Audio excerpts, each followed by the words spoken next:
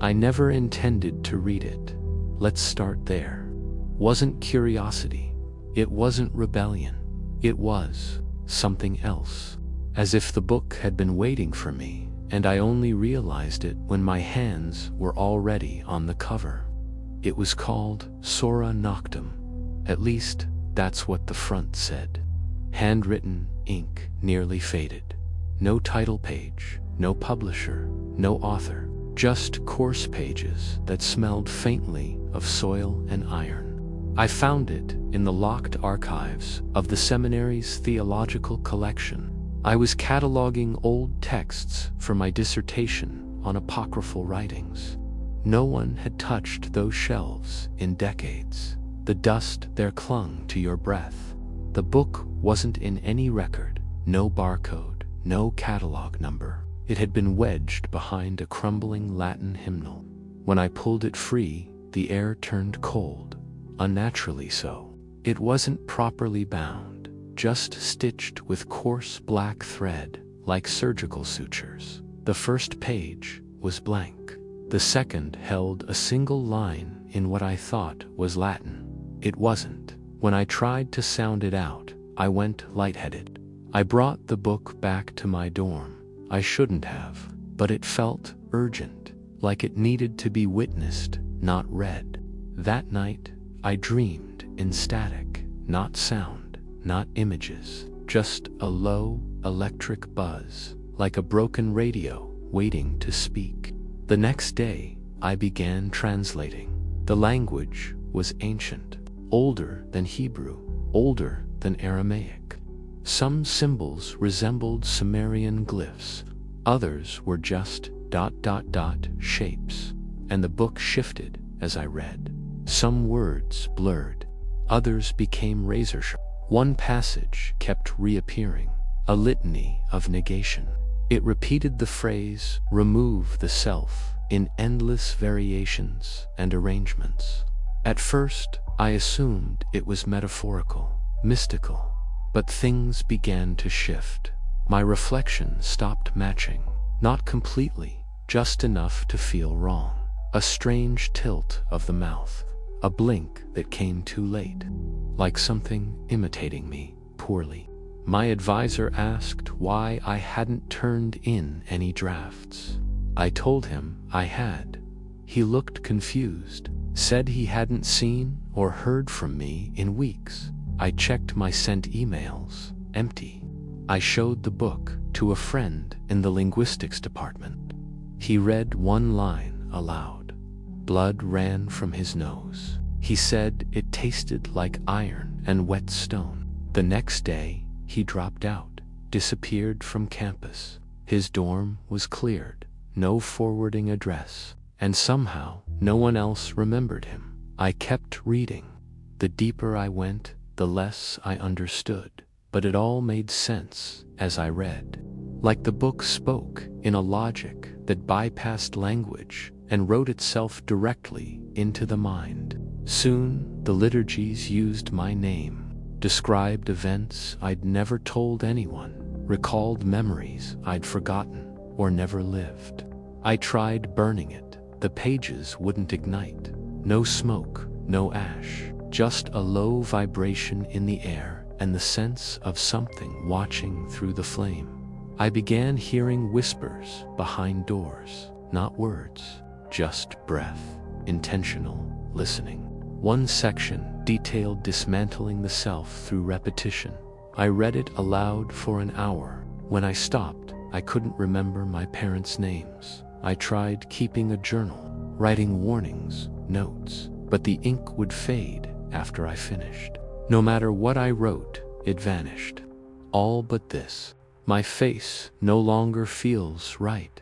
Not painful, just wrong. Like the skin fits someone else. I've stopped looking in mirrors. One night, I woke, unable to speak, not paralyzed, just forgetting how, but the book remained, its pages untouched. Its words clearer with each passing day. I brought it to the head theologian. He flipped through it, blinked twice, and asked, "Where did you find this?" I told him. He nodded slowly and said, "I thought we destroyed the last copy." He told me a story. In 1947, during a Vatican purge of forbidden texts, one shipment vanished. Officially, it burned. Unofficially, it scattered. Sora Noctum was among them. "It's not satanic," he said. "It's worse. It's a manual for unmaking the soul. A scripture of subtraction." He told me to stop. That if the book starts referencing your dreams, it's already too late. I asked what happened to the others. He only said, "There's no record. That's part of the effect. Lately, I forget my name. People who once knew me pass by like I'm air. My fingerprints no longer match any ID, but the book still calls me. It knows me." Last night, a new page appeared at the end, written in my own handwriting. It said, "Remove the reader," and I think that's what it's doing.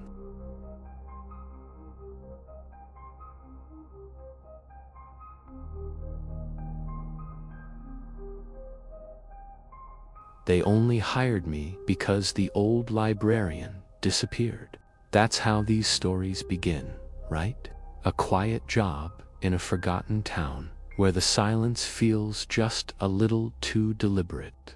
Rivelin Creek had one library, a long brick building with sun-faded curtains and a roof that leaked even when it didn't rain. I was brought in to catalog and modernize the collection. The job came with housing. That should have been my first warning. The office reeked of dust and mold, filing cabinets untouched for decades. Most of the books were too damaged to scan, too brittle to open. But the basement, that was worse. No electricity, just endless shelves of yellowed spines, some flaking apart at a glance. That's where I found the Whisper Index. No title on the spine, no barcode, just a soft brown cover that felt too warm to live in. Inside, columns of names, each followed by a date, a location, and a single, haunting sentence. At first, I thought it was a census, a town log, but the names weren't all local. Some weren't even in English. And the sentences made no sense. Examples: Peter Hemsley, September 12, 1983, watched his reflection smile back. Louisa Doran, March 3, 1991, knew the door shouldn't open by itself. I took the book upstairs, intending to study it further. That night, I began hearing voices, not outside, from the shelves, whispers behind me, soft and slow, like breath over paper. I blamed nerves, fatigue, until the names began to change. On the second night, a new entry appeared. Alan Trigg, May 4th, 2023. Heard his name from a voice that wasn't there. That was me. That was my date. I panicked, ran outside, tried calling someone, but there was no signal. My phone wouldn't unlock, stuck on a frozen screen. I spent the night in the staff room with every light on. Each hour, I checked the book. Each time, more names appeared, all from town. The next morning at the grocery store, the cashier, Marie, looked at me like I was a stranger. When I greeted her, she flinched. Later, I found her name in the book. Marie Das, May 4th, 2023. Forgot what her children looked like. I cross-referenced the names with town records. Everyone listed had begun ... fading, not dying, just disappearing, forgetting, being forgotten, as if something were erasing them from the edges inward. By the end of the week, half the town was in the book, and the sentences grew darker. Daniel Wren, May 5th, 2023, stopped casting a shadow. Helen Ardent, May 5th, 2023, couldn't find her own house. I tried to destroy it. Fire didn't touch it. I buried it. The next morning, it was back on my desk, open to the next name.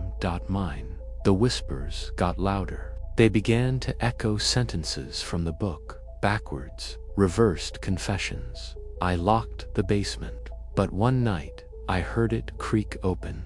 The floor below was humming, 1,000 invisible mouths breathing in unison, reading, remembering. I contacted the county library board.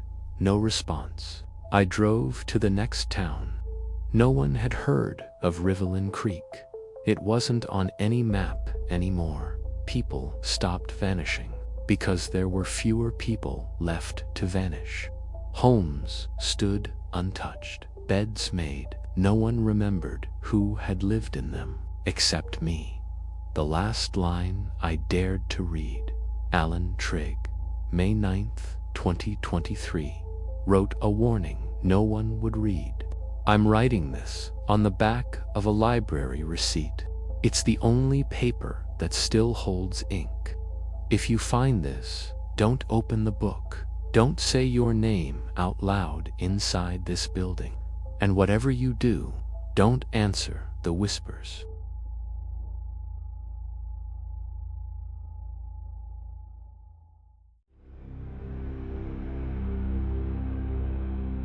It was the kind of book you don't find. It finds you. The binder was old, green, cracked along the spine. No title, no call number. We discovered it behind a wrapped cadaver in the freezer. It was my 3rd year of med school. We were prepping for neuroanatomy rotations when someone, Donnie, I think, opened the wrong drawer, and there it was, dry, dusty, out of place, not a lab record. Something personal. The first page was typed, centered. The title read, Nucleus. Beneath it, scrawled in unsteady ink, thought shapes, flesh. Memory holds matter. Remove one, and the other decays. We joked it was a relic from an abandoned psych study. But when Dr. Reel saw it, he went silent, asked who had touched it, then told us to forget it. That night, he took the binder home. We never saw him again. Donnie became obsessed. He had taken photos of a few pages. They weren't case studies. They were ... instructions, protocols, neural techniques bordering on ritual. One entry read, selective retraction of emotional memory to alleviate chronic pain. Another, volitional neuropathic negation. The binder claimed trauma could be neutralized by severing its echo within the brain-body loop. It sounded insane, experimental at best. But we were med students, exhausted, overworked, and curious in all the wrong ways. So we tried it. We began with minor techniques, visualization exercises, dream disassociation, cognitive tracing, and something began to shift. Donnie had suffered migraines for years. Then one day they stopped, but he couldn't remember what they had felt like or why he ever had them. Jen had limited dexterity from old nerve damage. After one session, her hand moved freely again, but she kept forgetting how to hold a pen. As we practiced, injuries healed, but memories dissolved. Names, faces, the layout of familiar places. Ravi took it further. He memorized a section titled Deep Thread Subtraction, said he wanted to cure his insomnia. A week later, he stopped sleeping altogether. Not by choice. He simply forgot what sleep was. We tried stopping, but the changes didn't reverse. Something had been rewritten or erased. Then Donnie collapsed. He kept pressing his chest, murmuring, "Where is it? Where did it go?" He meant his heartbeat. His pulse was normal, but he couldn't feel it, couldn't remember how it was supposed to feel. He dropped out shortly after, disappeared. I tried burning the printouts. The pages curled, but didn't burn. No flame, no smoke, just a quiet resistance. I searched for Dr. Reel in the faculty database. No records, no history. His office had been reassigned, as if he had never existed. Jen started writing on her walls, glyphs from the binder. She claimed the book was incomplete, that it needed a final author, a mind emptied of identity. I stopped answering her calls. I started forgetting, too, not small things, foundational things. My birthday, my sister's voice, the shape of my own name in my head. It wasn't a manual. It was a contagion, a viral language designed to dismantle cognition, a mimetic pathogen written in plain type.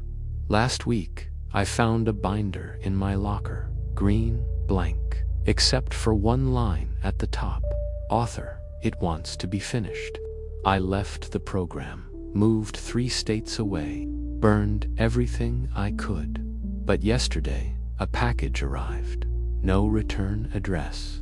Inside was the original binder, open to a fresh page, waiting.